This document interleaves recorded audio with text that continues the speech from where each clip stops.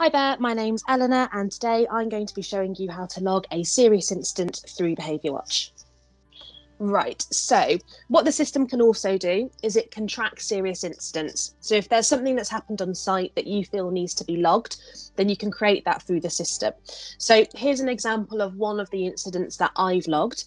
It looks very similar to how you reward students. We like to save staff time, so we don't want to make things complicated. So all of the slips look pretty much the same. So up here, you've got your student, you've got your staff member that is allocating and is making note of this serious incident. And you can also see here that there's the victim option as well. So anybody that was a victim, you can add multiple, and you can also add multiple students that have, caused the serious incident. In here, you've got your description. So on this occasion, David and Ben were caught fighting during their football training. I was informed by David that this was because Ben had been taunting him for the past week and had finally had enough. David became aggressive to staff members when the fight was being split up, and subsequently physical intervention was required. Now, what you would do down here again is pick the subject where this incident happened. The rest of this detail will be picked up automatically based on what we have imported from the way that you work in your timetables. Again, you have the option to CC staff members in if you wanted to let them know what had happened. But again, if you wanted it to be preset so that staff members were automatically notified, then that can be done as well. The one thing as well which we can add in here is your staff victim. So if a member of staff maybe got injured as part of this, maybe breaking a fight up, you can put your staff victim in here as well. Underneath here is a feature that Ofsted love. So this is an audit trail. So especially with serious incidents or your safeguarding, the system will automatically pick up and put in chronological order whenever someone has been into this file and has amended it, taken things out, or has added.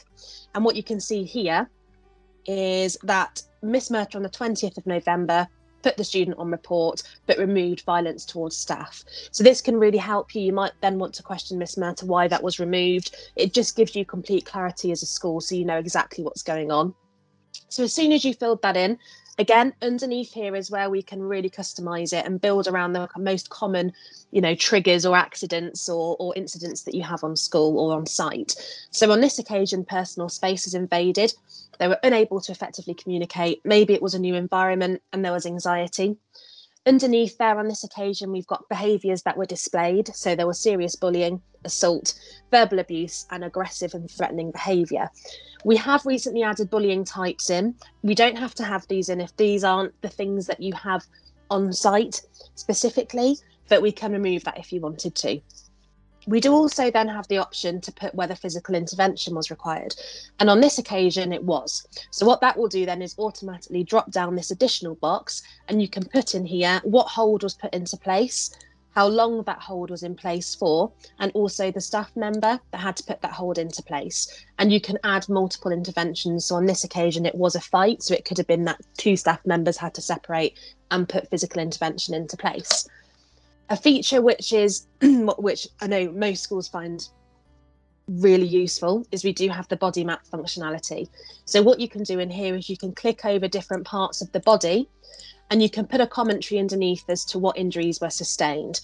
These body maps can be printed and given to students as well. So if you wanted to get a student point of view to upload and save to file, you can print them off and do so.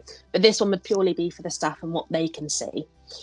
Underneath here, you've got consequences. So on this occasion, a phone call was made to David's home to inform them of what had happened. You can put in here detentions, whether they were given a detention, why there was the detention being given, and also any work that needed to be completed during that detention. We do also have the option to put the students on report, and you can put in here things that would need to be done to make them come off report.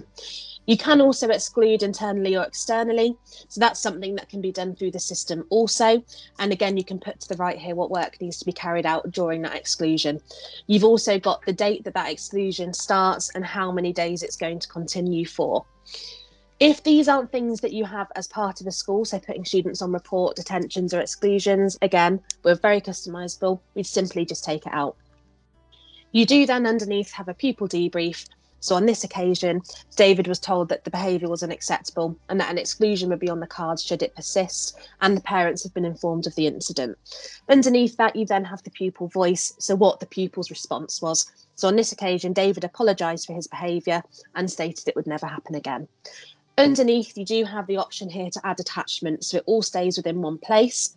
What this could be is maybe if you did give the student the body map and you wanted to upload their point of view, you can do so. If a bone was broken, you wanted to upload some x-ray details, police reports, everything can be kept in one place. You would save and close that. Anything that needs to go to staff members, so keeping them informed, CCing them in, that would now automatically generate that, and they would shortly receive an email to be informed. And all of the incidents that you put and track on the system, they automatically get assigned individual daybook IDs. So that can take you away from using a bounded numbered book approach. Everything would be online in one place with an audit trail to be able to track.